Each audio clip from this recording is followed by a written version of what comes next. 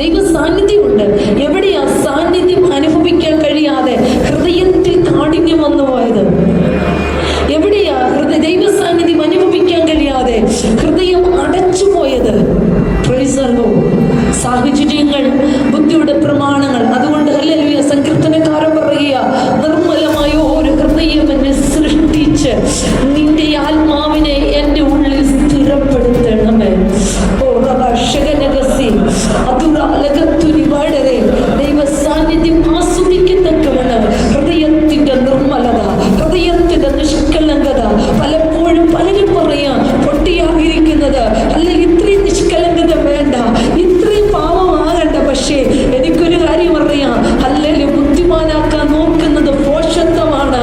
നിഷ്കളങ്കമായി ജീവിക്കുന്നത് ബുദ്ധി. കാരണം അവിടെയാ ദൈവ സാന്നിധ്യം ആസ്വദിക്കാൻ കഴിയുന്നത്.